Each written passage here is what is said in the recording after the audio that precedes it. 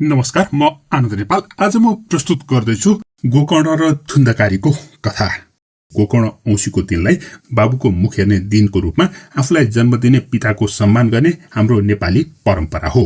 यो परम्परा नेपालको मौलिक परम्परा भएको र यसमा छोराछोरीले आफ्ना बाबुलाई विभिन्न प्रकारका मिठाई फलफूल आदि भोजन गराई बाबुको मुख हेर्ने पर्वका रूपमा मनाउने गरिन्छ। बागमती नदीको किनारमा एक व्यक्ति बस्दथे, आत्मदेव आफ्नी पत्नी धुन्धलीको साथमा।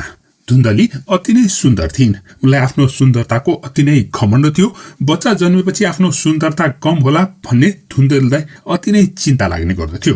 त्यसैले होला उनको कुनै बालबच्चा पनि भएका थिएनन्। बच्चा नभएकोमा धुन्धली अति नै प्रफुल्ल थिइन्, तर उनका पति आत्मदेव भने बालबच्चा नभएकोमा अति नै चिन्तित थिए।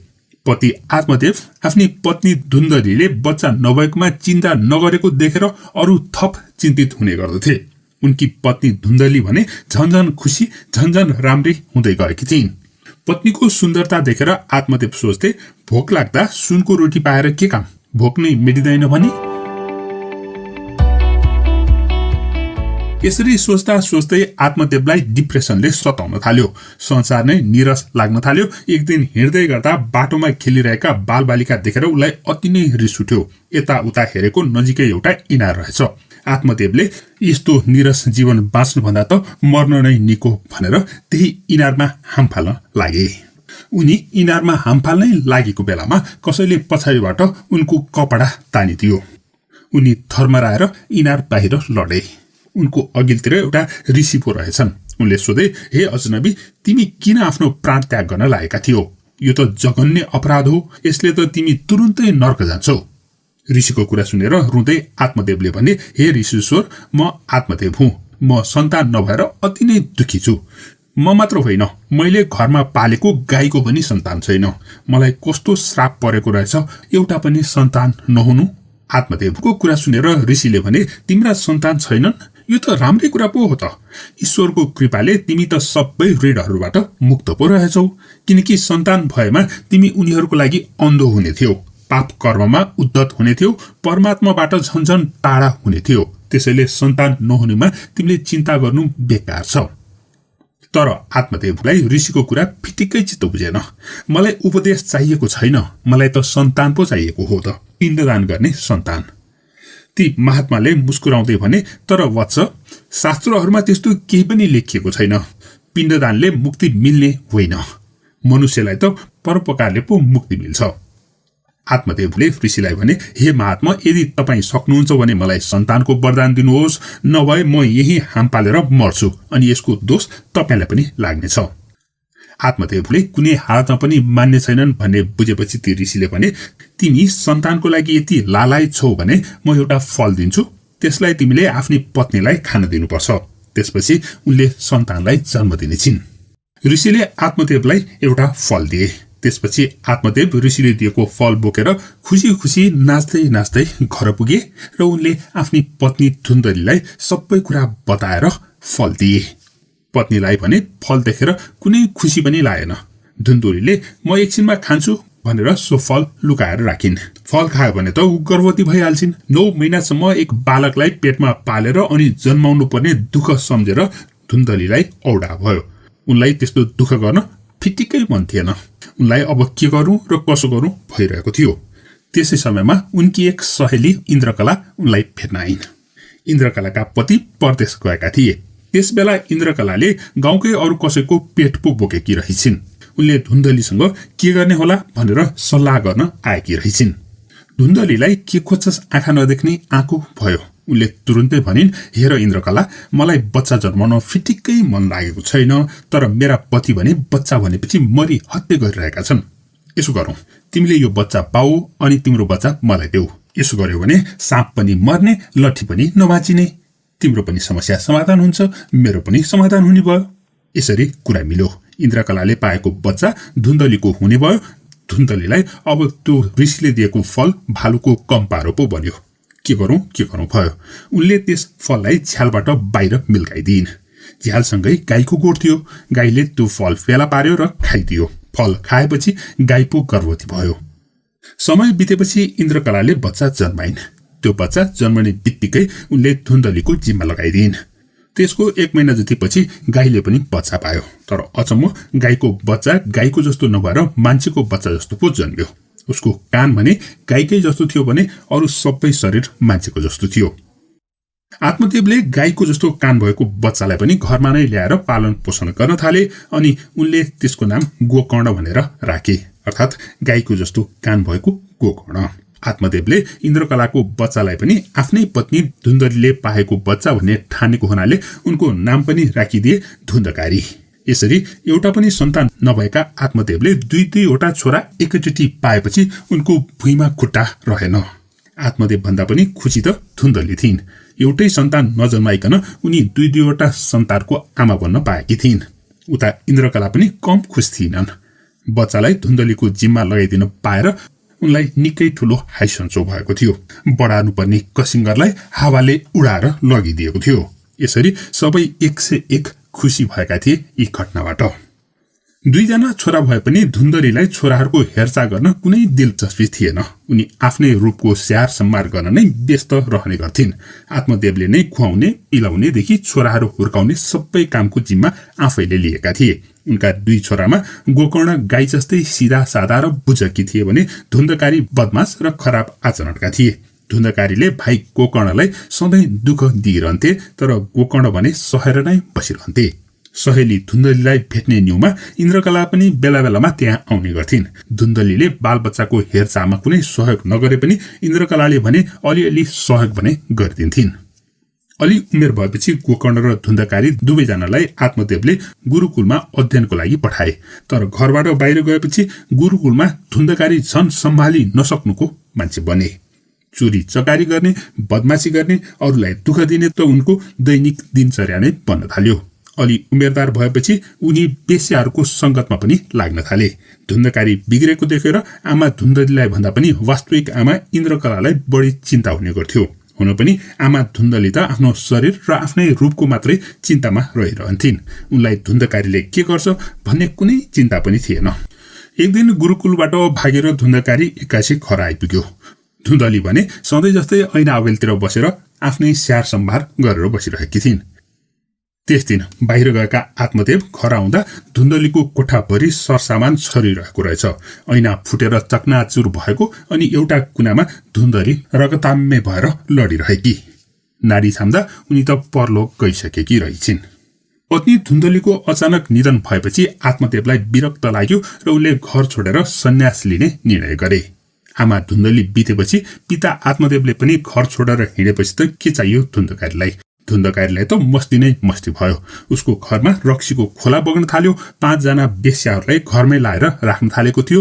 चोरी गर्ने, डकैती गर्ने, जुवा खेल्ने सबै चल्थ्यो। एक दिन धुन्धकारीले राजाको ढुकुटी नै फोड्ने योजना बनायो। सानोतिनो चोरी डकैतीमा साथ दिने उसका मित्रहरू र ती बेस्याहरू राजाको ढुकुटी फोड्ने योजना सुनेर तर्से। यसरी सबैतिर बिगार गर्ने धुन्धकारीले एक दिन अवश्य पनि ठूलै संकटमा पार्नेछ भन्ने सोचेर ती बेस्याहरूले रक्सीमा अलिकति विष मिलाएर धुन्धकारीलाई खुवाइदिए। तर त्यति थोरै विषले धुन्धकारीलाई अलिअलि मात्रै असर गर्यो। त्यसपछि ती सबैले उसलाई डोरीले बाँधे अनि अज्ञानबाट आगो निकालेर उसको मुखमा हालेर उसलाई तडपाई मारे। मरेको धुन्धकारीलाई उनीहरूले उसकै घर बाहिर खाडल खनेर गाडिदिए। आफ्नो कुकर्मका कारण अकालमा नै मर्नु परेको धुन्धकारी त्यसपछि एउटा अति नै डरलाग्दो भूत प्रेत बन्यो। यी सबै घटनाहरू भइरहँदा उसका भाइ गोकर्ण भने गुरुकुलमा नै अध्ययन गरिरहेका थिए। उनले आफ्नो दाइको यस्तो विभत्स मृत्युको खबर पाएपछि भाइ गोकर्णलाई अति नै चिन्ता लाग्यो। उनी घरमा गएर दाइको श्राद्ध गरे, तर त्यसले पनि प्रेत बनेका धुन्धकारीको उद्धार भने भएन। त्यसपछि त उल्टो विभिन्न रूप लिएर धुन्धकारीले आफ्नै भाइ गोकर्णलाई सताउनको थाल्यो। गोकर्ण आत्तिएर गायत्री मन्त्रको जप गर्दै बस्न थाले। तर धुन्धकारीले भने सताउने र तर्साउने काम निरन्तर नै गरिरह्यो। त्यसपछि गोकर्णले तान्त्रिकहरूको सहायतामा सूर्यदेवको पूजा अर्चना गरेर भने, हे सूर्यदेव, तिमी नै सबै कुराको साक्षी छौ, यो धुन्धकारीबाट मैले कसरी छुटकारा पाउने होला भनेर बिन्ती गरे। सूर्यनारायणको सुझाव अनुसार गोकर्णले भागवत सप्ताह लगाएर भागवत पुराण सुनाएको किंवदन्ती रहेको छ। यो सप्ताहको अन्त्यमा धुन्धकारी एक दिव्य रूप धारण गरेर प्रेत योनिबाट मुक्ति पाउँछ भन्ने विश्वास गरिन्छ। त्यस्तै गोकर्णले उत्तर गया भनेर चिनिने काठमाडौँको गोकर्णेश्वर महादेव भएको ठाउँमा आफ्ना पिताको श्राद्ध गरेको हुनाले त्यस दिन त्यस स्थानमा ठूलो मेला लाग्ने गरेको हो। यो थियो गोकर्ण र धुन्धकारीको कथा। प्रस्तुत गर्दैछु नेपाली लोककथा बुढो फाल्ने डोको। एका देशमा एउटा बुढो मान्छे थियो। त्यस बुढाकी बुढीले अति नै निर्दयी पाराले आफ्नो दुधे बालकलाई एक्लो बुढोको जिम्मा लगाएर परलोक गएकी थिइन्। उमेर छँदै उमेरमै श्रीमती बिताएपछि गाउँलेहरूले उसलाई दोस्रो बिहे गर्न कर पनि गरेका थिए। तर त्यस निर्दोष बालकमाथि सौतनी आमा ल्याएर अन्याय गर्न उसलाई पिटिक्कै मन लागेन। असहाय भएको बेलामा सहारा दिएको छोरोले आफू बुढो भएर असहाय भएपछि पक्कै पनि सहारा दिन्छ भन्ने उसलाई ठूलो आशा थियो। यसरी जेन तेन गरेर सक्दो मेहनत गरेर उसले आफ्नो छोरालाई हुर्कायो। विवाह वर्तमान आदि सबै कार्यहरू पनि गरायो। यसरी आफ्नो सबै कार्य सकेर बुढो छोरा बुहारीको साथमा रमाएर बस्न थाल्यो। आफ्नो हात गोडामा शक्ति भइन्जेल बुढोले आफ्नो कामको साथसाथै छोरा बुहारीलाई पनि सकेको सहयोग गरि नै रहेको हुन्थ्यो। बुहारी सुत्केरी भएर नाति जन्माउँदा बुढालाई अति नै सन्तोष भयो। हुन पनि त्यस बालक औँसीको रातमा तारा उदाए चाहिँ उदाएको थियो। बुढोले सानो बालक नातिलाई आफूले छोरालाई हुर्काए जस्तै गरेर हुर्कायो। बुहारीको काम आधै कम गरिदियो। तर बुढोको पनि उमेर हुँदै गयो। आँखा कम देख्न थाल्यो, कान कम सुन्न थाल्यो अनि काम गर्ने तागत पनि घट्दै गयो। होस आवाज उड्न थाले। यसरी बुढाले काम पनि पहिला जस्तो गर्न नसक्ने भयो। हुँदा हुँदा बुढाले दिशा पिसाब पनि नियन्त्रण गर्न नसक्ने अवस्थामा पुगेपछि भने छोरा बुहारी दुवैजना अति नै चिन्तित हुन थाले। बुढाको कारणले छोरा बुहारीको दैनिकीमा पनि समस्या पर्न थाल्यो। यसरी बुढो न त मर्छन् न त सजिलो गरेर आफ्नो काम गर्न दिन सक्छन् भन्दै उनी घरकै बोझ बन्न थाले। छोराले सोच्यो, यी बुढा न त मर्छन् न त सुखले हामीलाई बाँच्न नै दिन्छन्, के गर्ने होला। ती निर्दयी छोराले आफू त्यस्तै अवस्थामा हुँदा अर्थात् बालक कालमा तिनै बुढाले दिशा पिसाब गराएर खाना खुवाएर रात बिरात उठेर हेरचाह गरेको उनलाई याद पनि रहेन। त्यसैले ती बुढाबाट छुटकारा पाएको दिन कति रमाइलो हुन्थ्यो होला भनेर सोच्न पो थाले। सोच्दा सोच्दा सोच्दा सोच्दा त्यस निर्दयी छोराले एउटा उपाय निकाल्यो। यी बुढालाई लिनको लागि त त्यत्तिकै काल पनि नआउने भयो बा। यसो हेर्दा त कालले पनि बिर्से जस्तो पो देखिन्छ। त्यसैले उसलाई पनि सजिलै हुने गरेर काललाई बोलाउने पो तरिका गर्नुपर्ने हो कि क्या हो। यो कुरा उसले आफ्नी पत्नी बुढाकी बुहारीसँग पनि सल्लाह गर्यो। बुढाको स्याहार सुसार गरेर आजित भइसकेकी उसकी स्वास्नीले पनि सहमति थपिन्। हो त, बुढालाई पक्कै पनि कालले बिर्सेको हुनुपर्छ। छोराले स्वास्नीसँग सोध्यो, अब त्यो बिर्सेको काललाई कसरी पो बोलाउने होला त? स्वास्नीले भनिन्, त्यो त मलाई के थाहा, मैले कहिले काललाई देखेकी पनि त छैन। छोरो चाहिँले भन्यो, काल छ नि, त्यो हाम्रो गैरीखेतको पारिपट्टि भएको तिर्काल भिरमा लुकेर बसेको हुन्छ रे। बालाई त्यही भिरमा पठाइदियो भने त सम्झेर लैजाला नि, होइन र? स्वास्नी साईको मुख उज्यालो भयो। ए त्यसो हो, ल न ल, छिटो छिटो त्यहाँ पठाउनु पर्यो। छोरा चाहिँले भन्यो, बा हिँड्न सक्दैनन्, त्यसैले मैले एउटा डोको बनाएर डोकोमा बोकेर तिर्काल भिरमा पुर्याइदिन्छु। स्वास्नी चाहिँले प्रफुल्ल भएर सहमति दिएपछि त्यस निर्दयी छोराले बाँस ल्याएर चोया काट्यो अनि डोको बुन्न थाल्यो। उसको सानो छोरो चाहिँ यो सबै हेरि नै रहेको थियो। डोको तयार भयो अनि त्यस डोकामा त्यस फुच्चेको हजुरबाउलाई उसको आफ्नै बाउले हाल्न थाल्यो। बुढो मान्छे खासै होसमा पनि थिएनन्। छोराले डोकामा बोकेर कहीँ लग्न लाग्यो भन्ने पनि उनलाई खासै थाहा पत्तो थिएन। सानो फुच्चे केटो भने आफ्ना बाउको पछि पछि लागेर सोध्यो, ए बा हजुरबालाई कहाँ लग्न लागेको? बाले भने, ए बालाई त्रिकाल भिरमा लग्न लागेको। अबुई, त्यो काल बस्ने भिर होइन र भने? फुच्चे छोरोले डराउँदै सोध्यो। हो, त्यही काल बस्ने भिर हो। त्यहाँ डरमर्दो हुन्छ त घर फर्की, म हजुरबालाई त्यही छोडेर चाँडै फर्केर आउँछु। छोरोले एकछिन सोचेर भन्यो, ए बा सुन न। झर्कँदै बाले भने, त अझै फर्केको छैनस् के पो, ल भन्। छोरोले भन्यो, हुन त तिमीले डोको बुनेको मैले सबै देखेको छु र मैले छुट्टै डोको बुन्न पनि सक्छु होला, तर पनि छ नि, हजुरबालाई छोडेर आए पनि त्यो डोको चाहिँ फिर्तै लिएर आउनु है। बाउले झर्किँदै सोध्यो, के भन्छ यो? डोको तँलाई किन चाहियो? किन फिर्ता ल्याउनु पर्यो? छोरो चाहिँले भन्यो, डोको त फेरि चाहिन्छ नि, होइन र? बाउले सोध्यो, किन चाहिन्छ तँलाई यो डोको? फुच्चे छोरोले भन्यो, भोलि पर्सि तिमी पनि त बुढा हुन्छौ नि, अनि त्यसरी नै डोकोमा राखेर लानु परेन त त्रिकाल भिरमा। फुच्चे छोरोको कुरा सुनेर उसको बाउ बुढाबाको छोरो झसङ्गै भयो। उसले मनमा नै सोच्यो, मैले बालाई भिरमा लगेर खसाले भने त यो मेरो छोरोले पनि त्यही कुरा पो सिक्दो रहेछ त, यस्तो बदमासी त गर्न नहुने पो रहेछ। अनि त्यस बाउले छोरालाई भन्यो, नचाहिने कुरा गर्छ, ल हिँड, सँगै जाम। नाति केटो खुसी हुँदै बाउ र हजुरबाउ सँगै हिँड्न थाल्यो। उसका बाउले डोको बोकेर त्रिकाल भिरतर्फ जाँदै गएनन्। त्यता जानुको साटो त त्यही नजिकै भएको एउटा मन्दिरमा पुगे। नाति केटोले आफ्ना बाबुले हजुरबालाई जतनका साथ मन्दिरभित्र लगेर ढोगाएको हेरेर बस्यो, अनि आफूले पनि मन्दिरभित्रको मूर्तिमा गएर ढोग्यो। उसका बाबुले आफ्नो बुढा बाबुलाई फेरि पनि डोकोमा हाले र डोको बोकेर घरतिर नै फर्किए। यो थियो नेपालमा प्रचलित रहेको बाबु फाल्ने डोको कथा। यस्तै खालको कथा तुलसी दिवसको संकलन नेपाली लोककथा पुस्तकमा पनि समावेश रहेको छ। अनि यस्तै यस्तै अर्को कथा पनि मैले यसअघि नेपाली लोककथा च्यानलमा सेयर गरेको थिएँ। नेपाली पाठ्यपुस्तकमा समावेश भएको खरानीको डोरो शीर्षकको सो कथा पनि यस्तै विषयवस्तुमा लेखिएको छ। तर त्यो कथा अझ योभन्दा पनि चाखलाग्दो विषयवस्तु राखेर बनाइएको कथा छ। यसअघि नै 1.5 लाख पटक हेरिसकेको खरानीको डोरो कथालाई मैले फेरि पनि प्रस्तुत गरेको छु। कथा सुनिसकेपछि यी दुई कथामा, बुढो बाबु फाल्ने डोको र खरानीको डोरो 2 कथामा तपाईलाई कुन चाहिँ कथा बढी मन पर्यो कृपया कमेन्टमा भनिदिनुहोस् है त।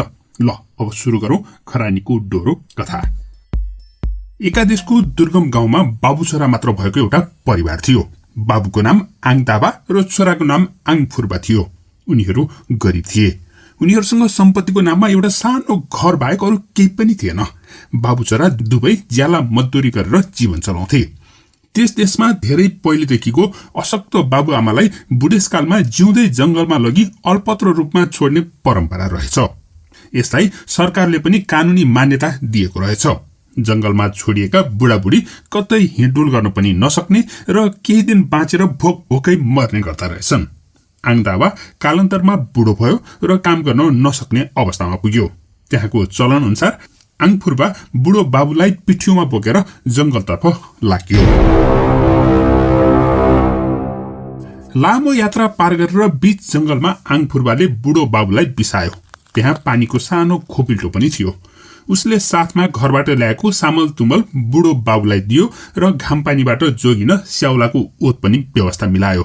अब आङफुर्बाले बाबुलाई बिदा दिएर घर फर्कने विचार गर्यो। बस्नुहोस् है बुवा, म अब घर फर्कन्छु, यहाँको चलन यस्तै हो। यसो भन्दा आङफुर्बाको आँखामा गहभरि आँसु थियो। आङदाबा केही बोल्न सकेन। उसले पनि आँसु उभाइसकेका आँखा मिच्यो। बाबु छोरा दुवैलाई छुट्टिन मुस्किल परेको थियो। आङफुर्बातिर हेरेर आङदाबाले भन्यो, जा त जा, फेरि घर पुग्न रात पर्ला, बाटो बिराउलास् कि भनेर बाटोमा बुट्यानका मुनाहरू भाँचेर मिल्गाएको छु। त्यसलाई ख्याल गरेर जानु। गाउँ निस्कने बाटो कतै अल्मनिने कुरा आउँदैन, त सजिलै गाउँ निस्कन सक्छस्। बाबुको यस्तो अक्कलका बारेमा आङफुर्बाले कुनै कल्पनासम्म गरेको थिएन।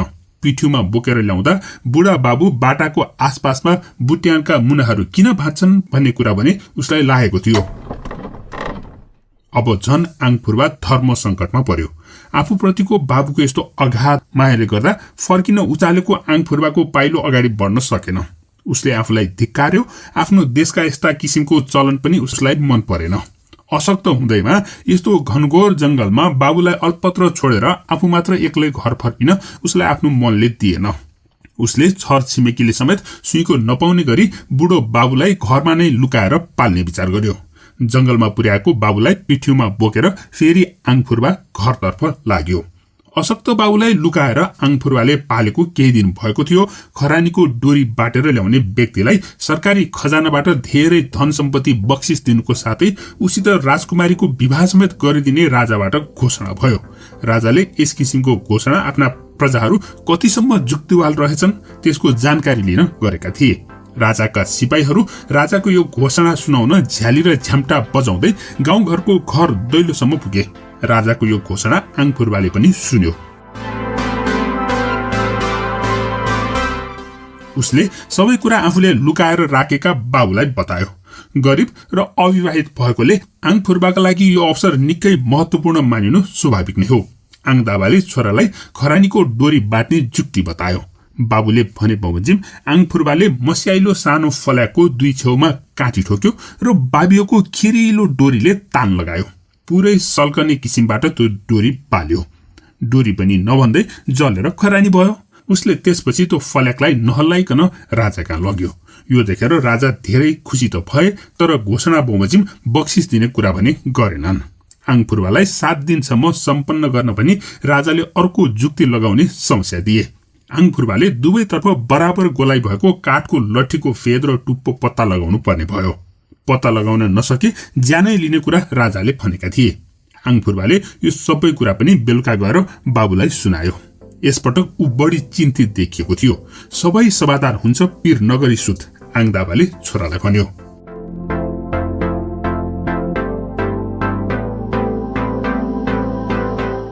आङफुर्बा भोलिपल्ट बिहान सदाको भन्दा सबेरै उठ्यो।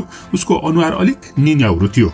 राजाको आदेश अलिकति तलमाथि भयो भने ज्यानै जान सक्छ भन्ने उसलाई लागेको थियो। राजाको अगाडि बाबा कि दुहाई भन्ने कुरालाई पनि उसले राम्ररी बुझेको थियो। उसले बुढो बाबुसँग लठीको फेर टुप्पो छुट्याउने उपाय सोध्यो। आङदाबाले लठीलाई ठिक बीचमा डोरीले बाँध्न र डोरी हातमा लिएर त्यसलाई पोखरीमा बिस्तारै डुबाउनु पर्यो। पानीमा सर्वप्रथम डुबेको भाग फेद र पछि डुबेको भाग टुप्पो हुने कुरा पनि आङदाबाले छोरालाई बताइदियो।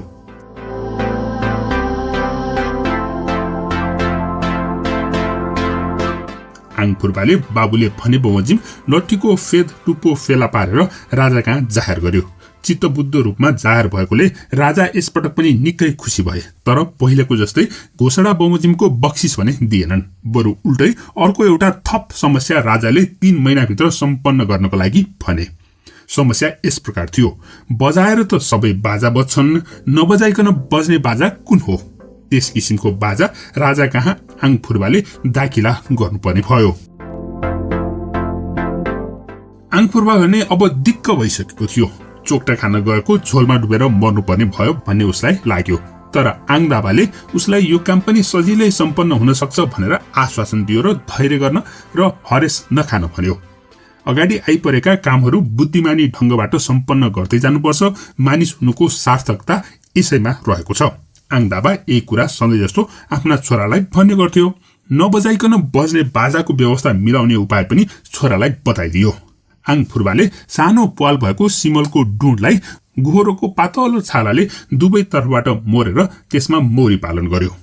घारको पालबाट मौरीहरू बाहिर जान सक्दैनथे, सास फेर्नसम्म भने सक्थे। भुनुनुनु आवाज निकाल्दा र पातलो छालामा मौरीहरूले ठक्कर दिँदा संगीतको मिठो स्वर सुनिन्थ्यो।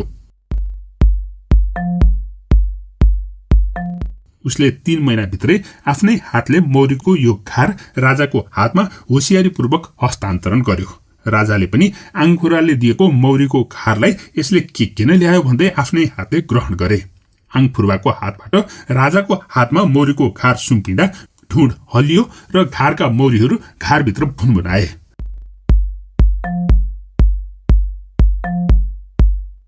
मौरीहरूले पातलो छालामा स्पर्श गर्दा र भुनुनु आवाज निकाल्दा त्यस घारबाट मिठो संगीतको सुरिलो ध्वनि निस्कियो। यस किसिमको नबजाइकन बज्ने बाजा पाउँदा राजा आङफुर्बाबाट निकै नै प्रभावित भए। तर यी सबै कामहरू आङफुर्बाको बुद्धिबाट नै सम्पन्न भएको भन्ने कुरामा भने राजालाई विश्वास भएन र राजाले वास्तविकता जान्न चाहे। आङफुर्बा दोधारमा पर्यो। साँचो कुरा बताउँदा सरकारी कानून उल्लङ्घन गरेको रहस्य खुल्न गई घरमा लुकाएर राखेका बाउलाई फेरि जंगलमा थपाउनु पर्ने र आफू पनि सजायको भागी हुने सम्भावना छ। झुटो बोलौं, राजाको सामु वास्तविकता लुकाउने सामर्थ्य आफूमा छैन। यस्तो स्थितिमा उसले वास्तविकता पनि नबताउने र पुरस्कारको लोभ पनि नगर्ने इच्छा राजालाई जाहेर गर्यो। तर राजाले यो कुरालाई स्वीकार गरेनन्। अन्त्यमा आङफुर्बाले केही नलागी सबै भयभरको वास्तविक कुरा राजालाई बतायो। तर आफू र आफ्ना बाबुलाई कुनै किसिमको सजाय नगर्न राजालाई अनुरोध पनि गर्यो। आङफुर्बाको कुरा सुनेर राजा एकछिन त अलमलमा परे। अशक्त बुढाबुढीलाई जंगलमा थपाउने कानून कसको पालोमा बने र कुन रूपमा लागू भइरहेको थियो त्यसबारे राजालाई केही थाहा थिएन। राजाले मन्त्रीलाई बोलाएर सोधे, धेरै पुरानो परिपत्रको आधारमा त्यस किसिमको प्रचलन धेरै समय अगाडिदेखि चल्दै आएको कुरा मन्त्रीले पनि राजासँग बिन्ती बिसाए। अब आइन्दा काम गर्न नसक्ने बुढाबुढीलाई घर निकाला नगर्नु, उनीहरूको अनुभव पछिल्लो पुस्ताका लागि महत्त्वपूर्ण हुन आउँछ। उनीहरूका अर्थी उपदेशलाई सल्लाहका रूपमा स्वीकार गर्नु, त्यस्ता बुढापाकाको कदर भएमा देउता पनि खुसी हुन्छन् भनेर राज्यका सबै प्रजालाई सुनाउनु। राजाले यस किसिमको घोषणा तत्काल लागू गर्न मन्त्री महोदयलाई आदेश दिए। आदेश अनुसार राजाको घोषणा सम्पूर्ण राज्यभरमा तुरुन्तै प्रचार प्रसार भयो। आङफुर्बाको विवाह पनि पूर्व शर्त बमोजिम राजकुमारीसँग सम्पन्न भयो। आङदाबालाई पनि सम्मानका साथ दरबारमा भित्राइयो र सल्लाहकार बनाइयो। यसपछि आङदाबा र आङफुर्बा दुवै बाबुचोरा सुखपूर्वक दरबारमा रमाएर रहन थाले। यो थियो खरानीको डोरो शीर्षकको कथा। यो कथा कक्षा 7 को पाठ्यपुस्तकमा पनि प्रकाशित भएको थियो। बाबुछोरा र गधाको कथा। एका देशमा बाबुछोरा बस्ने गर्दथे। उनीहरूको छिमेकमा एउटा मान्छेले गधा पालेको थियो।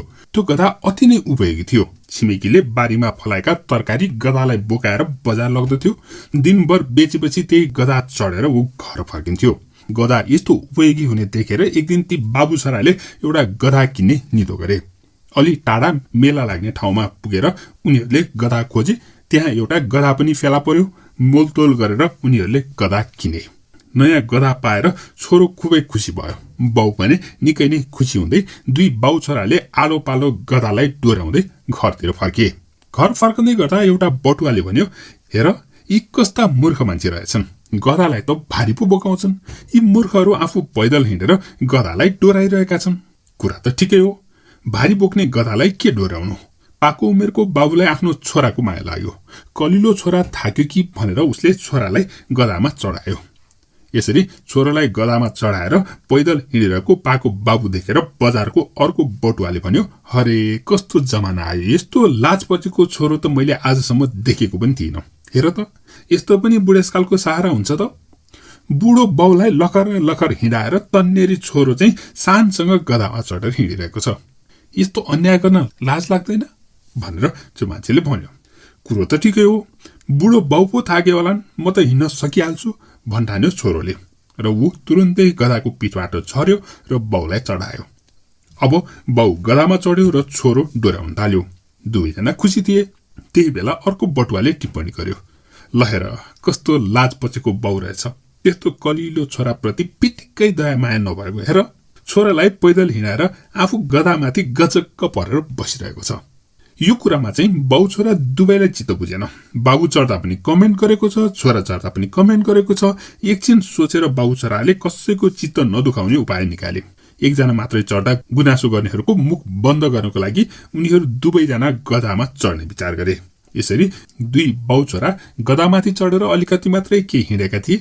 एउटाले प्याच्च भन्यो, हेर कस्ता निर्दयी मान्छेहरू रहेछन्, यस्तो मरणच्यासी गधामा दुई दुईजना बुस्तिग्रीहरू चढेर हिँडिरहेका छन्।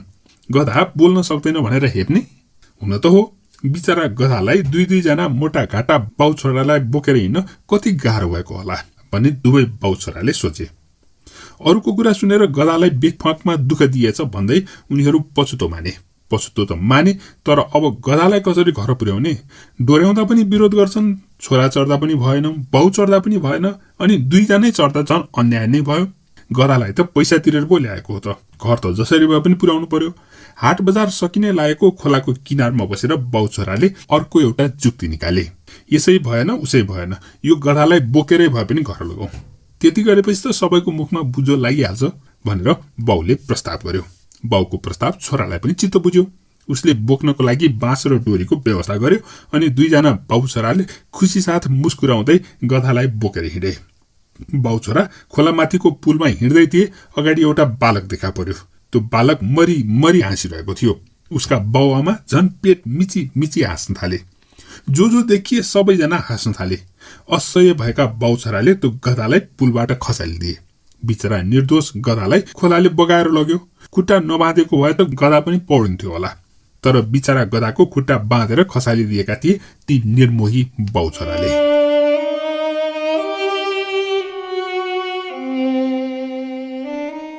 अर्काको कुरा सुन्नुपर्छ, तर सही गलत के हो निर्णय भने आफैले लिनुपर्दछ। आखिर गधाको ज्यान गयो, गधा किनेको पैसा पनि गयो भन्नेले त एउटा न एउटा कुराको कमजोरी कोट्याएर दुःख दिन खोजिरहन्छन्। तर बाउछोरा जस्तो मूर्ख पनि हुनुहुँदैन भन्ने यो कथाको आशय थियो। प्रस्तुत गर्दैछु एक लोककथा, सेतो बाघ। यो कथा धेरै अघिको कथा हो। बुटवल नजिकै दोभान भन्ने एउटा गाउँमा उपवीर नाम गरेका एकजना केटा आफ्नै आमासँग बस्ने गर्दथे।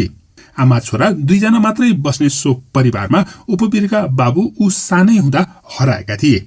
आफ्ना साथीभाइ सबैको घरमा बाबु हुने भए पनि उनको घरमा मात्रै बाबु नभएकोमा उनलाई निकै चिन्ता पनि लाग्ने गर्दथ्यो। तर त्यससँगै उनलाई यस कुराले खुसी पनि लाग्थ्यो कि उनका बाबुले गाउँकै सुरक्षाका निम्ति आफ्नो ज्यान जोखिममा पारेका थिए। उनका बाबुको कथा गाउँघरमा निकै नै प्रचलित थियो, किनकि त्यही नजिकै भएको श्रावण डाँडामा बस्ने एउटा अजङ्गको सेतो बाघ त्यस गाउँमा पल्केको थियो। त्यो सेतो बाघ बस्तीमा पसेर गाईबस्तुलाई मार्ने र उस्तै परे मान्छेका बालबच्चालाई पनि मार्ने गर्दथ्यो। उपवीर जन्मेपछि फेरि एकचोटि सेतो बाघ गाउँमा पसेर विध्वंस मच्चाएको रहेछ।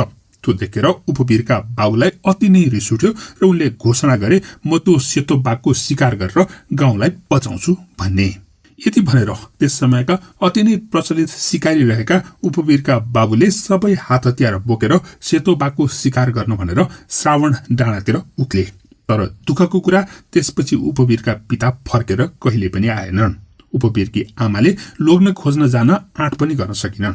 उनले गाउँलेहरूसँग रोई कराई गरेर आफ्ना पतिलाई खोजिदिन अनुरोध पनि गरिन्, तर कसैले पनि आफ्नो ज्यान जोखिममा पार्ने आँट गर्न सकेनन्। यो कुरा उपवीरलाई उनकी आमाले धेरै चोटि सुनाएकी थिइन्। त्यसैले उपवीरले पनि मनमनै अठोट गरिसकेका थिए, म ठुलो भएपछि मेरो बुवालाई खोज्न जान्छु। यदि त्यो सेतो बाघले मेरो बुवालाई मारेकै रहेछ भने म त्यसलाई जिउँदो छोड्ने छैन। मनमा यस्तो ठानी उपवीरले आफूलाई त्यसको राम्रो तयारी गर्न थाले। उनले हात हतियार चलाउन र शिकार गर्न आफैले प्रशिक्षण लिन थाले र जान्नेहरूबाट पनि उनले सिक्न थाले। यसरी उपवीर 15 वर्षको हुँदा नै उनी एउटा राम्रो शिकारी बनिसकेका थिए। एक दिन उपवीरले आँट गरेर आमालाई भने, आमा, अब म एक राम्रो शिकारी बनिसकेको छु। अब म बुवालाई खोज्न जान्छु, त्यो सेतो बाघलाई जित्न सक्छु। मलाई श्रवण डाँडा जाने अनुमति दिनुहोस्। छोराको यस्तो कुराले आमालाई चिन्ता लाग्यो। आफ्नो पतिलाई त गुमाइन्, अब छोरालाई पनि गुमाउनु उनलाई पटक्कै मन थिएन। उनले भनिन्, छोरा, सेतो बाघलाई मार्न सजिलो छैन। अहिले तिम्रो उमेर पनि भएको छैन र तिमीमा सेतो बाघलाई हराउने क्षमता पनि छैन। उपवीरले भने, आमा, म लामो समयदेखि त्यस सेतो बाघलाई मार्न भनेर तयारी गरिरहेको छु। अहिले मेरो सबै तयारी पूरा भइसकेको छ। त्यसैले तपाईँले कुनै चिन्ता लिनु पर्दैन। म त्यो सेतो बाघलाई अवश्य पनि मार्नेछु। त्यसपछि आमाले भनिन्, सेतो बाघलाई मार्न तिमीले भनेको जस्तो कहाँ सजिलो छ र? तिम्रा बुवाले कति तयारी गरेर जाँदा त मार्न सकेनन्। उनले त मेरो टाउकोमाथि पानीको भाँडो राख्न लगाएर 1 कोस परबाट बाण हानेर भाँडोमा भएको पानी एक थोपा नफोकी गाग्रीको मुख मात्रै फुटाउनसम्म सक्नुहुन्थ्यो। आमाको यो कुरा सुनेर उपवीरले आफू पनि त्यति गर्न सकेपछि मात्रै जाने अठोट गरे। सुरुमा त उनले त्यसरी बाण चलाउन सकेनन्। त्यसपछि उनले बाण हान्ने प्रशिक्षण लिन थाले। 3 वर्षको अथक प्रयासपछि उनले 1 कोस पर बसेर बाण हानेर भाँडामा भएको पानी एक थोपा नफोकिकन भाँडोको मुख मात्रै फुटाउन सक्ने भए। यसरी 3 वर्षको अथक प्रयासपछि प्रमाणित गरेर देखाएपछि 18 वर्ष भएका उपवीरले आमासँग सेतो बाघको शिकार खेल्न जान अनुमति मागे। तर आमाले भने छोरालाई गुमाउन चाहेकी थिएनन्। त्यसैले उनले फेरि भनिन्, सेतो बाघलाई मार्न तिमीले भनेको जस्तो सजिलो कहाँ छ र? तिम्रा बुवाले कति तयारी गर्दा त मार्न सकेनन्। तिम्रो बुवाले त 1 कोस परबाट एउटा सियोको टुप्पोमाथि पनि निशाना लगाउन सक्नुहुन्थ्यो। तिमी सक्छौ र? आमाको कुरा सुनेर उपवीरले आमालाई एउटा सियो रुखमा गाड्न लगाएर 1 कोस परबाट निशाना लगाउने प्रयास गरे। तर उनले 1 कोस परबाट सियोको टुप्पोमा निशाना लगाउन सकेनन्। त्यसैले उनले सेतो बाघ मार्न जाने योजना छोडेर सियोको टुप्पोमा निशाना लगाउने प्रयास गर्न थाले। 3 वर्ष लगातार प्रयास गरेपछि उपवीरले साँच्चीकै सियोको टुप्पोमा 1 कोस परबाट निशाना लगाउन सक्ने भए। खासमा आमाले काल्पनिक कुरा सुनाएकी थिइन्। उनले छोराले सेतो बाघ मार्न जाने अभिलाषा छोडोस् भनेर उनलाई असम्भव लागेको कुरा उसको बुवाले गरेका थिए भनेर बताएकी थिइन्। तर उपवीरले भने ती सबै कुरा अथक प्रयास गरेर पूर्ण गरेको देखेपछि भने उनलाई पक्का भयो उनको छोराले आँटेको सबै कुरा गर्न सक्छ भन्ने।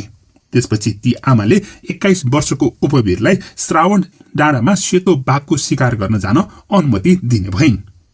आमाको अनुमति पाएपछि खुसी भएका उपवीर तुरुन्तै आफ्नो हात हतियारले सुसज्जित भएर बाघको आक्रमणबाट बच्न मिल्ने खालका पहिरन लगाएर सम्पूर्ण तयारी गरेर श्रावण डाँडातर्फ उकालो लागे। यसरी हिँड्दै जाँदा त्यस डाँडाको फेदीभन्दा अलिकति माथि उक्लेपछि उनले एउटा सानो घर भेटे। उनले त्यस घरमा एक बुढी आइमाईलाई भेटे। उपवीरले ती बुढी आइमाईसँग बास मागे। ती बुढी आइमाईले सोधिन्, कताको साइत हो नानी? उपवीरले भने, आमै, म सेतो बाघलाई मार्न भनेर हिँडेको हुँ। त्यसलाई मार्न भनेर मैले वर्षौंदेखि धनुर्विद्याको तयारी गरिरहेको छु। ती महिलाले निकै नै अविश्वासिलो पाराले भनिन्, बाबु, सेतो बाघलाई मार्न सजिलो छैन। आजभन्दा धेरै वर्ष अघि एउटा तिमी जस्तै नवयुवक शिकारीले सेतो बाघ मार्छु भनेर उकालो चढ्दै यही बाटो आएका थिए। उनी म कहाँ एक रात बास पनि बसेका थिए, तर तिनी कहिल्यै पनि फर्केनन्। उनको कुरा सुनेर खुसी हुँदै उपवीरले भने, त्यो त पक्कै पनि मेरो बुवा हुनुपर्छ। उपवीरको कुरा सुनेर ती वृद्ध महिलाले घोरिएर उपवीरको अनुहार हेरिन् र खुसी हुँदै भनिन्, हो त, तिमीले यो कुरा भनेपछि त उनी पनि तिमी जस्तै पो त थिए जस्तो लाग्यो। अनि एकैछिनमा ती महिलाको अनुहारमा फैलिएको खुसीमा ग्रहण लागेको जस्तो पीरले छोप्यो। अनि चिन्तित हुँदै उनले भनिन्, तर बाबु, सेतो बाघ अति नै मायावी छ र त्यसलाई मार्न सजिलो छैन। उपवीरले दृढ भएर भन्यो, आमै, चिन्ता नगर्नुहोस्, मैले पुरै तयारी गरेको छु त्यस बाघलाई मार्नको लागि भनेर। मैले त वर्षौंदेखि निशानाबाजीको प्रशिक्षण लिइरहेको छु। बुढी आमैले अलि परको एउटा रुख देखाउँदै भनिन्, त्यसो हो भने ऊ त्यो रुख छ नि, हो त्यस रुखतिर ढाड फर्काएर बाण हानेर त्यसको टुप्पाको पात भुइँमा खसाउन सक्छौ त? बुढीको कुरा सुन्ने बित्तिकै उपवीरले तुरुन्तै बाण हानेर पात झार्ने प्रयत्न गरे, तर उनको निशाना चुक्यो। त्यसपछि उपवीरले भने, आमै, म त्यो रुखको पात झारेरै छोड्छु, मलाई केही दिन प्रयास गर्न दिनुहोस्। त्यतिन्जेल म तपाईँकै घरमा बास बस्छु है, बस्नु दिनुहुन्छ? ती युवकको कुरा सुनेर खुसी भएकी ती आमैले उपवीरलाई उनको घरमा बास बस्न दिइन्। उपवीर प्रशिक्षणमा जुटे, ढाड फर्काएर काँधबाट बाण हान्ने क्षमता विकास गर्नको लागि। 3 वर्षसम्म प्रशिक्षण गर्दा गर्दा उपवीरले काँधमा बाण राखेर निशानामा ताकेर हान्न सक्ने क्षमतावान बने। उनले रुखको सबैभन्दा माथिको पातलाई निशाना लगाएर देखाएपछि पनि ती वृद्ध महिला भने अझै पनि सन्तुष्ट भएकी थिएनन्। उनले भनिन्, यो त ठिक भयो, तर तिमीले एकदमै पर पनि नचुकाई निशाना लगाउन सक्नुपर्छ। ऊ त्यो पहरा छ नि, हो त्यो पहरा यहाँबाट 3 कोस पर छ। यहाँबाट त्यस पहरामा हिँडिरहेको कमिलालाई निशाना लगाउन सक्छौ त? त्यति नसक्ने हो भने 8 नगरे हुन्छ। ती युवकले त्यसको लागि पनि प्रशिक्षण गर्न थाले। यसरी अर्को 3 वर्ष उनले प्रशिक्षण गरेपछि बल्ल उनले 3 कोस परको पहरामा हिँडिरहेको कमिलालाई समेत निशाना लगाउन सक्ने भए। यसरी ती बुढीको घरमा 6 वर्ष बसेर प्रशिक्षण गरिसकेपछि 27 वर्षका उपवीर सेतो बाघको शिकार गर्न तयार भए। उनको यो लगनशीलता देखेर र लामो समयसम्म आफूसँग बसेको हुनाले ती वृद्ध महिलाले उपवीरलाई आफ्नै छोरा जस्तो माया गर्न थालेकी थिइन्। उनले बाटाको लागि भनेर धेरै खानेकुरा दिएर उपवीरलाई बिदा गरिन्। ती बुढी महिलाको आशीर्वाद लिएर उपवीर उकालो लाग्न थाले। लामो समयको प्रशिक्षण र निशाना बाजीमा आएको निखारताले उपवीरमा आँट र भरोसा भरिएको थियो। उपवीर श्रावण डाँडाको उकालो कटेर सम्म अनि भिरालो सबै खालको बाटो काट्दै झन्झन घना जंगलभित्र पुगे। धेरै दिनसम्म जंगलभित्र घुम्दा पनि सेतो बाघको भने अत्तो पत्तो थिएन। खासमा श्रावण डाँडाबाट नै महाभारत पर्वतमाला सुरु हुने हुनाले त्यस पर्वतमालामा हजार पहाडहरू थिए। सेतो बाघ कहाँ छ भनेर खोज्न साँच्चीकै गाह्रो काम थियो। एक दिनको कुरा हो, उपवीर एउटा विशाल ढुङ्गामा बसेर ती वृद्ध महिलाले दिएको खानेकुरा खाइरहेका थिए। त्यही नजिकै अर्की एउटी महिला देखा परिन् र उनले भनिन्, हे नवयुवक, मलाई पनि भोक लागेको छ, केही खान दिन्छौ कि? उपवीरले भने, लिनुहोस् आमा, लिनुहोस्।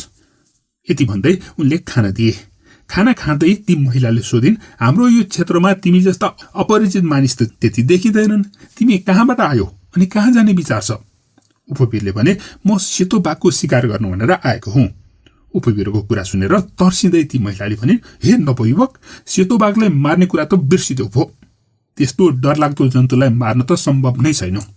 उपवीरले भने, त्यसो होइन आमै, म त्यसैलाई मार्न भनेर सानैदेखि तयारी गरिरहेको छु। मेरो जीवनको एउटै उद्देश्य हो सेतो बाघलाई मार्ने।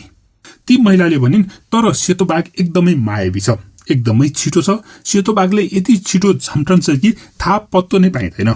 शिकार बन्नेले शिकार बनिसकेपछि मात्रै शिकार भएको थाहा पाउँछ। त्यसैले यहाँ कसैलाई पनि कुन बेला मरिन्छ भन्ने कुनै ठेगान नै छैन। तिमी त झन् एक नवयुवक हौ, त्यसैले सेतो बाघको शिकार गर्ने इच्छा छोडेर यहाँबाट फर्केर जाऊ। उपवीरले जिद्दी गर्यो, म त्यसको लागि सबै तयारी गरेर आएको छु। म मैदान छोडेर भाग्ने सिपाही होइन। उपवीरको जिद्दीको अगाडि ती वृद्ध महिलाले भनिन्, त्यसो हो भने तिमी एकदमै निश्चिन्त छौ भने त्यो बाघलाई निशानामा पार्ने एउटै उपाय मात्र छ।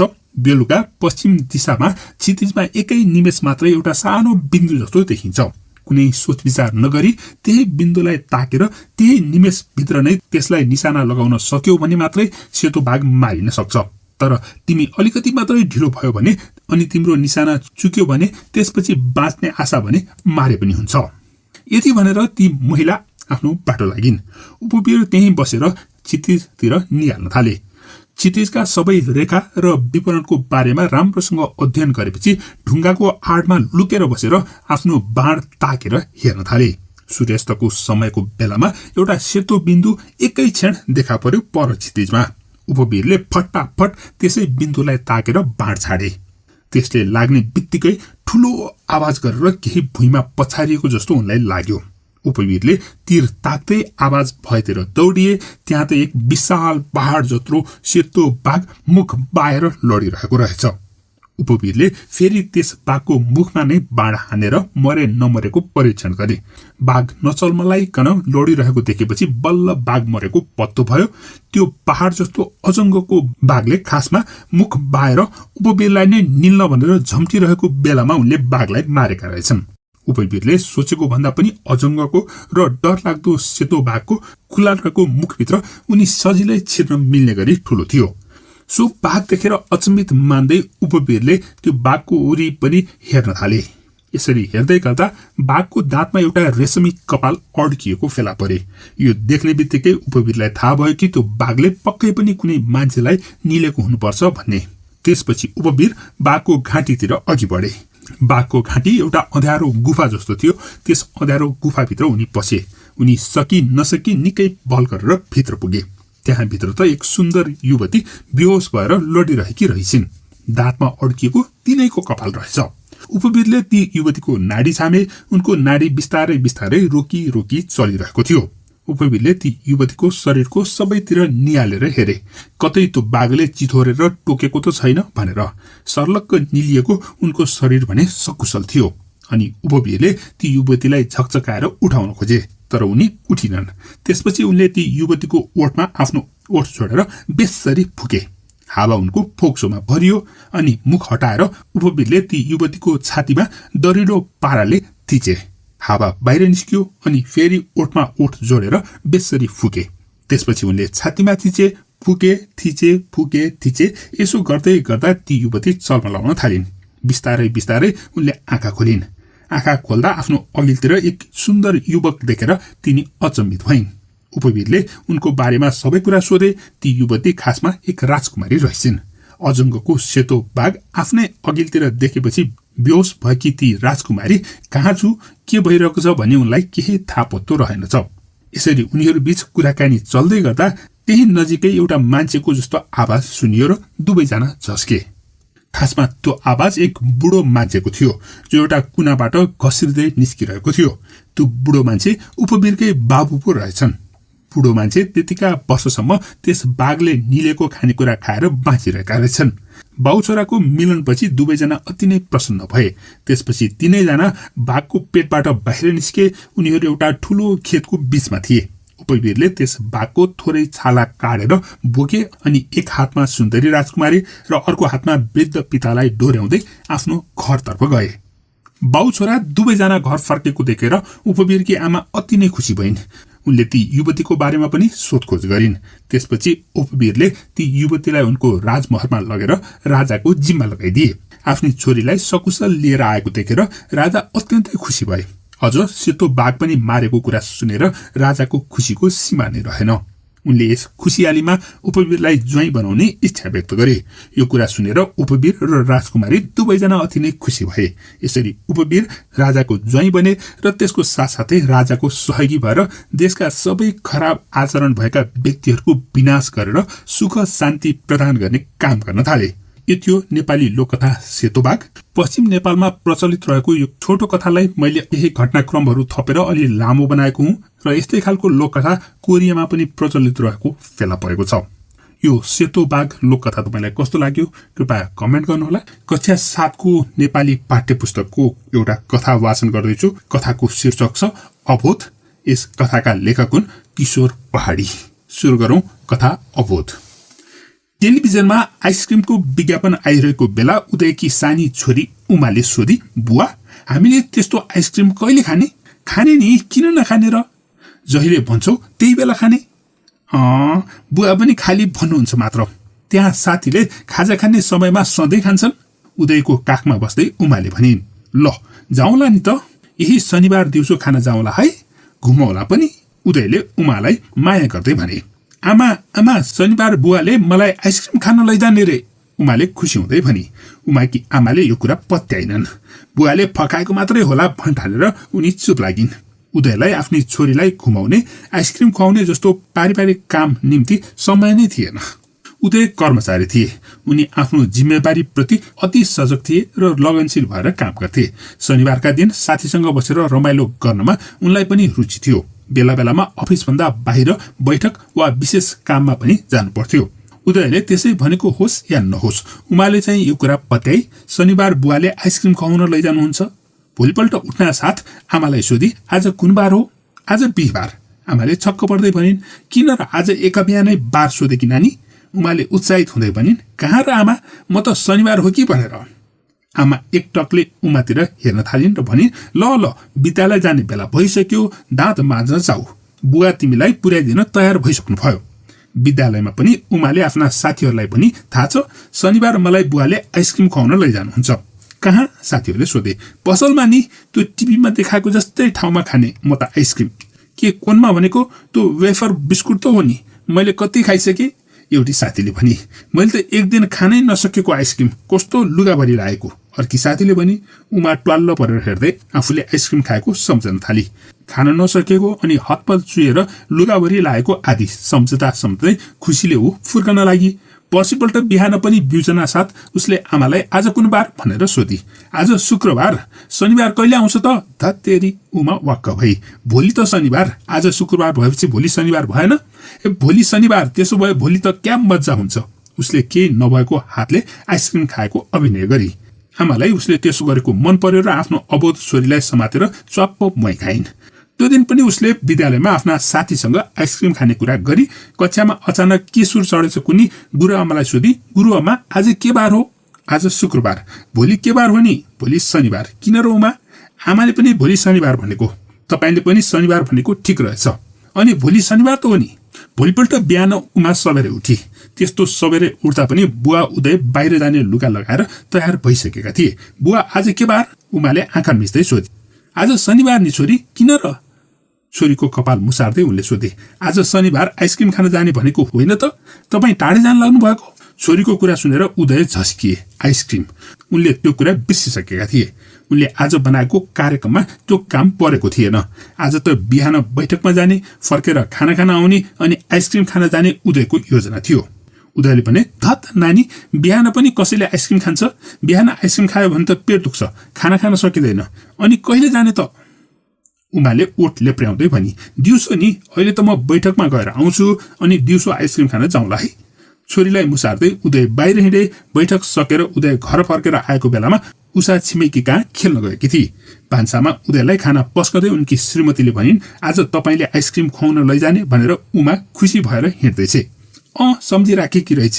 उदयले भातको गाँस मुखमा हाल्दै भने, म अहिले खाना खाइसकेपछि फेरि बैठकमा नै जान्छु, काम सकेर 2 बजीतिर फर्केर आउँछु, त्यसपछि उमालाई आइसक्रिम खुवाउन लैजाउनुपर्छ। लुगासुगा लगाइदिएर ठिक पारेर राख्नु है। उता छिमेकमा साथीसँग पुतलीको खेल खेल्दै गरेकी उमा आत्तिँदै उठेर भनी, ए घरमा बुवा आइसक्नुभयो होला। किन र उमा, साथीले सोधे। आज बुवाले आइसक्रिम खुवाउनु लानुहुन्छ।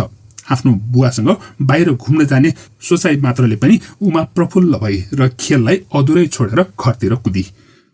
उमा घर पुगिन्जेल उदय विनोद कहाँ गइसकेको थियो। बुवा खोइ आउनुभएको छैन आमा? उमाले सोधी। बुवा त आएर खाना खाएर गइसक्नु भयो। ल मसँग जाने भनेको होइन? उमा खिन्न भई। अहिले 2 बजे आउनुहुन्छ अनि लैजाने रे तिमीलाई। आमाको यस कुराले फेरि त्यो अबोध सानी नानी उस्तै भएर रित्तो हातमै आइसक्रिम चाटे जस्तो अभिनय गरेर सोधी, अहिले कति बज्यो र?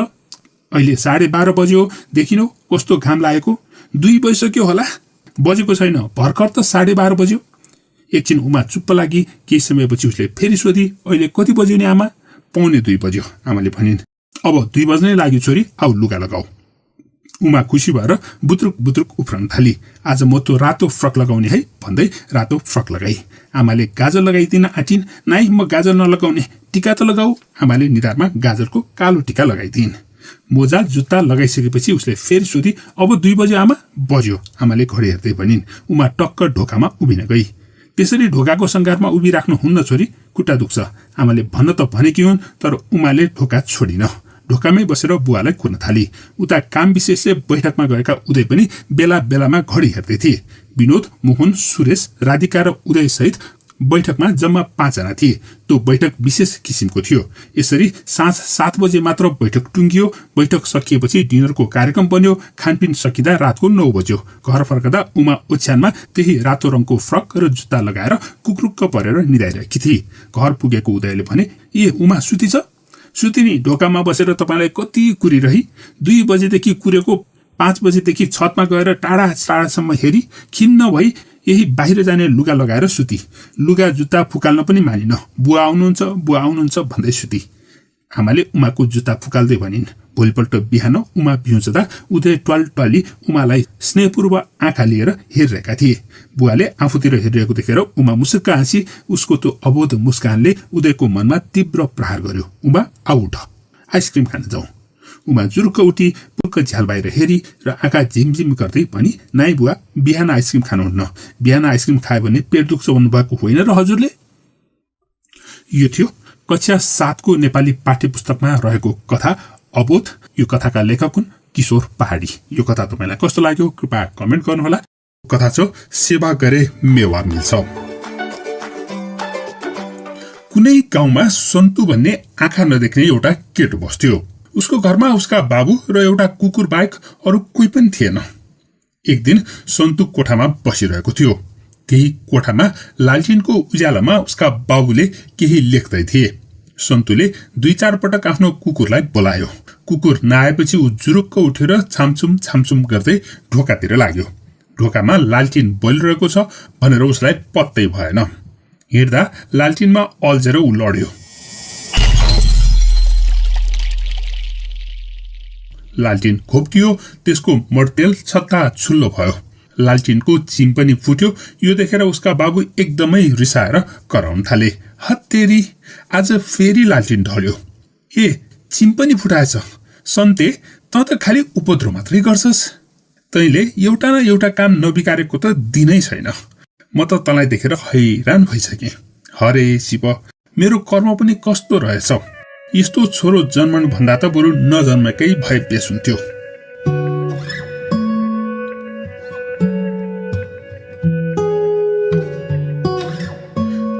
बाबुको कुराले सन्तुको चित्त साह्रै नै दुख्यो।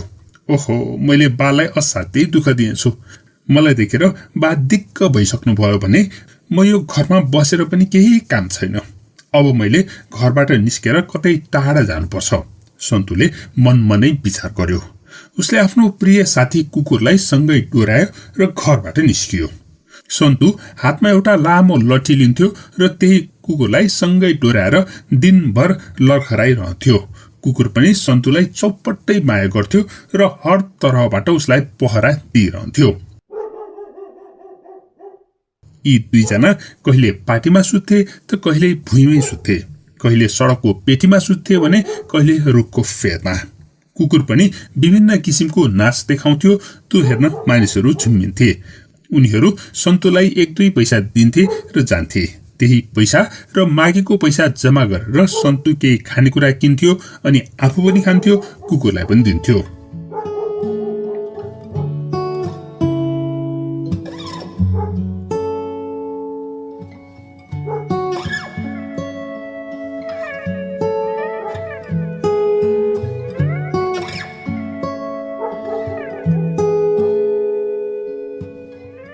एक रात टह टह जुन लागिरहेको थियो, सन्तु ठुलो रुखको चौतारीमा कुकुरलाई काकी चापेर निधायो र सपना देख्न थाल्यो। सपनामा एउटा अति राम्री परीले उसलाई भनिन्, तिमी मलाई देख्न सक्छौ? अह, म त आँखा देख्दिन। तिमी मलाई देख्न सक्ने बनाइदिन सक्छौ? सन्तुले सोध्यो। म तिमीलाई देख्न सक्ने बनाउन त सक्दिन, तर तिमीले आफैलाई मद्दत गर्नुपर्छ। सन्तु, तिमीले कुनै असल काम गर्ने बित्तिकै तिम्रा आँखामा ज्योति आउनेछ। तिमीले अरूलाई मद्दत गरेका बेला तिमी पहिलेभन्दा अलि राम्ररी देख्न सक्नेछौ, तर तिमी स्वार्थी भयो र अरूलाई मद्दत गरेनौ भने तिम्रा आँखाको ज्योति झन हराउनेछ। बिहानको न्यानो घामले सन्तुलाई बिउछायो। सधैँ चाहिँ ऊ कुकुरलाई लिएर पैसा माग्न हिँड्यो। बाटामा एउटा बुढो माग्ने कराइरहेको थियो। 1 रुपियाँ दिनुहोस् न हजुर, 1 रुपियाँ दिनुहोस् न। सन्तुले भन्यो, मैले पैसा दिने र? म पनि त तिमी जस्तै माग्ने हुँ नि, मैले के पैसा दिने? त्यसमाथि म आँखा पनि देख्दिन। बुढो माग्नेले भन्यो, तिमी भन्दा म दुखी छु। बाबु, तिमी हिँड्न सक्छौ, म त आँखा पनि देख्दिन र हिँड्न पनि सक्दिन। सन्तुले आफूसँग भएको 1 रुपियाँ माग्नेलाई दियो। त्यति नै खेर उसका आँखामा उज्यालो ज्योति अलिकति आयो। ऊ त झन् पहिलेभन्दा अलि देख्न सक्ने भएछ।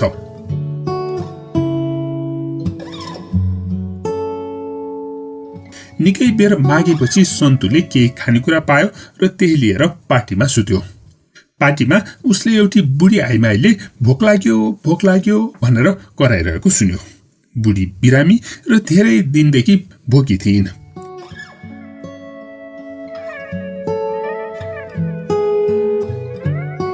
सन्तुले के खाउँला भन्ने वास्ता नै नगरी ती बुढीलाई आफूले खान लागेको खानेकुरा दियो।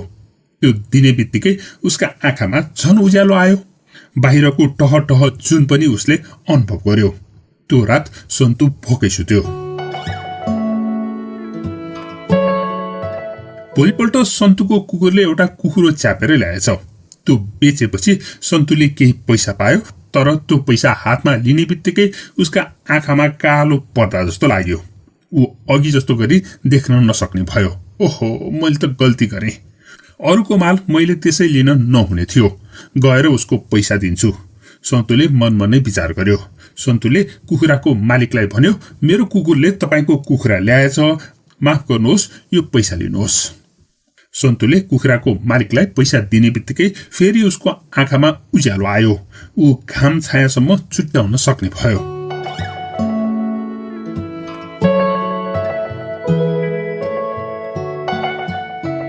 यसरी नै सन्तुका दिन बित्न थाले। एक दिन कुकुरलाई लिएर सन्तु नदीका किनारमा पुग्यो। नदीमा बाढी आइरहेको थियो।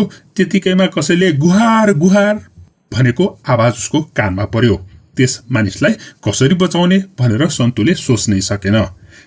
यही एउटा कुकुर छ, त्यसलाई पनि बाढीले बगायो भने मैले के गर्ने? सन्तु यस्तै कुरा सोच्दै थियो। फेरि गुहार गुहार भन्ने आवाज चारैतिर खन्कन थाल्यो।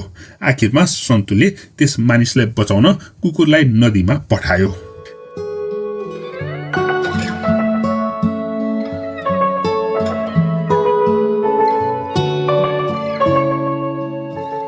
केही बेरपछि स्यास्या गर्दै एउटा मान्छे सन्तुको नजिक आयो र उसलाई धन्यवाद दियो।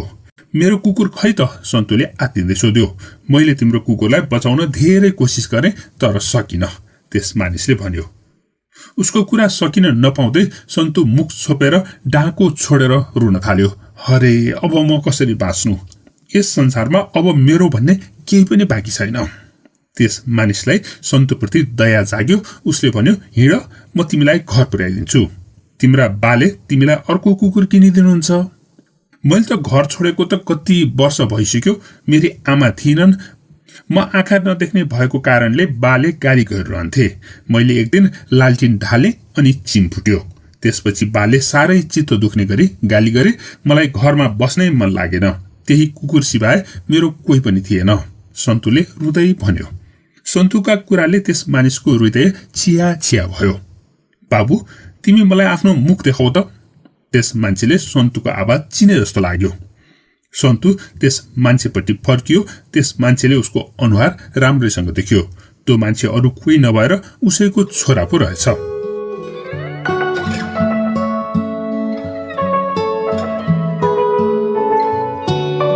सन्तुलाई छातीमा टाँस्दै उसले भन्यो, सन्तु, मलाई माफ गर, म तिम्रो निर्दयी बाबु हुँ। तिमीले किन घर छोडेर हिँडेको सन्तु? बाबुले त्यति भन्दैमा तिमीले चित्त दुखाएर घर छोड्न पर्थ्यो त? आखिर म तिम्रो बाबु पो हुँ। मलाई जति तिम्रो माया अरू कसलाई लाग्ला? कति दिन मागेर खान्छौ? हिँड, घर जाउँ। अबदेखि म कहिल्यै तिम्रो चित्त दुखाउने छैन। सन्तुले पनि उसलाई आफ्नो बाबु भन्ने चिन्यो अनि भन्यो, म अब राम्ररी देख्छु, अब मागेर खान पर्दैन, काम गर्न सक्छु। जे भए पनि मेरो पनि तिमी बाहेक को छ र? हिँड, सँगै जाउँ। बाबुले यति भनेपछि सन्तु र उसका बाबु घरतिर लागे। बाटाभरि सन्तुले बाबुलाई परीको कथा सुनाउँदै गयो। परीले सेवा गर्नु भनेको कुरा पनि उसले बाबुलाई बतायो। बाबुले भने, परीको कुरा त सत्य हो सन्तु, त्यसैले त सेवा गरे मेवा मिल्छ भनेको नि। सन्तुले परीका शब्द र आफ्ना प्रिय साथी कुकुरलाई कहिल्यै पनि बिर्सन सकेन। यो थियो कथा सेवा गरे मेवा मिल्छ। गोकर्ण औँसीको दिनलाई बाबुको मुख हेर्ने दिनको रूपमा आफूलाई जन्म दिने पिताको सम्मान गर्ने छोराछोरीले आफ्ना बाबुलाई विभिन्न प्रकारका मिठाई फलफूल आदि भोजन गराई बाबुको मुख हेर्ने पर्वका रूपमा मनाउने गरिन्छ। आफूलाई जन्म दिई लालन पालन गरी हुर्काएकोमा बाबुप्रति कृतज्ञता ज्ञापन गर्ने पितृ दिवसको रूपमा मनाइने यस पर्वमा छोराछोरीहरूले आफ्ना बाबुलाई सम्मान प्रकट गरी आशीर्वाद ग्रहण गर्ने परम्परा पनि रहँदै आएको छ।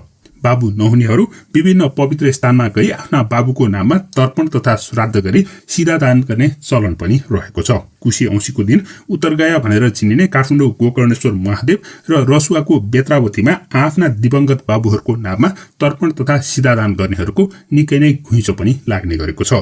तीर्थस्थलमा गई तर्पण तथा सिधादान गरेमा पुण्य मिल्नुका साथसाथै आफ्नो कुल स्थिति रहने पनि विश्वास गरिन्छ। कृपया कमेन्ट गर्नुहोला। धन्यवाद।